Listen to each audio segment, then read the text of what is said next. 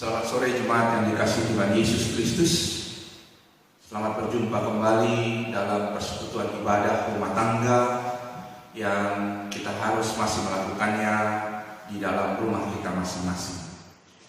Saudara-saudara dikasihi Tuhan Yesus Kristus, membaca firman Tuhan yang telah kita baca yang terambil dari surat Paulus kepada jemaat di Korintus dalam 1 Korintus pasalnya yang ke-7 ayatnya yang ke-10 hingga ayatnya yang ke-11, yang di dalamnya pada bagian bacaan ini masih berkelanjutan pada pembacaan di hari Minggu yang lalu, di mana Paulus menyampaikan kepada jemaat di Korintus agar ketika mereka hadir dalam persekutuan umat Tuhan, mereka harus mengambil bagian dalam pelayanan di dalam kebersamaan. Mereka tidak harus melihat dalam latar belakang dari mana mereka berada. Bahkan dalam bacaan kepada jemaat di Korintus ini, Paulus mau menekankan kepada kelompok-kelompok yang ada supaya mereka saling menghargai satu dengan yang lain, baik kelompok Apolos maupun kelompok-kelompok dari kalangan Paulus sendiri.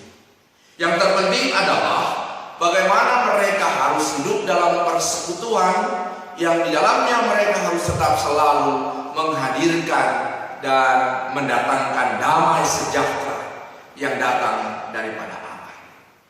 Nah, saudara-saudara dikasihi Tuhan Yesus Kristus, dalam pembacaan firman Tuhan kita yang terambil dari 1 Korintus pasalnya yang ke-7 ayatnya yang ke-10 sampai dengan ayatnya yang ke-11, di mana bagian ini menjadi satu bagian hingga ayatnya yang ke-16, yang mana Paulus mau menekankan tentang satu kehidupan yang di dalamnya kehidupan itu harus ada dalam hidup yang di dalamnya kasih Kristus ada, yang di dalamnya Paulus menekankan kepada lembaga persekutuan yang terkecil yang disebut dengan rumah tangga atau keluarga.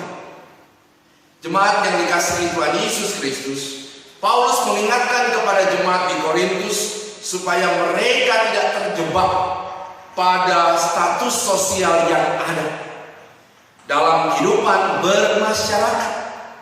Dalam hal ini status sosial mereka yang menikah dan status sosial mereka yang tidak menikah.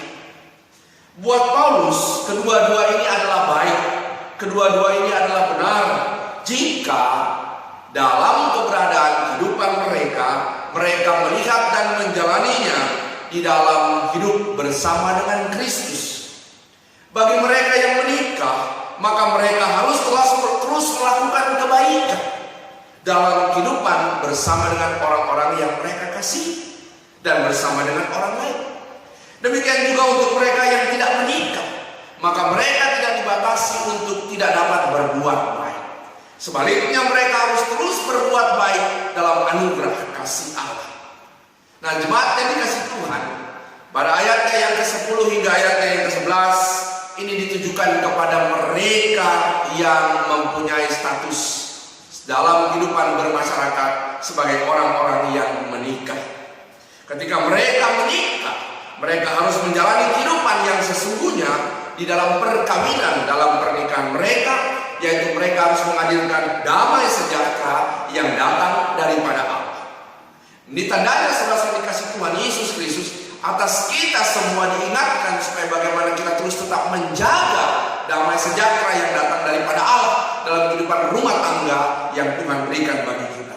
Tandanya kita kembali dipanggil untuk kita dapat saling menghargai satu dengan yang lain. Suami istri harus saling menghargai. Mereka harus hidup dalam hidup yang di mana mereka harus menanggalkan dan meninggalkan keegoisan masing-masing. Mereka harus saling terbuka satu dengan yang lain, dan mereka harus saling menerima keadaan dalam susah maupun senang. Inilah tugas kita sebagai keluarga Kristiani, supaya bagaimana kita tetap harus hidup dalam damai sejahtera. Marilah kita saling menghargai baik suami maupun istri, untuk tetap kita hadirkan Allah menjalankan kehidupan rumah tangga kita. Terpujilah Tuhan kekal kini selama-lamanya. Amin.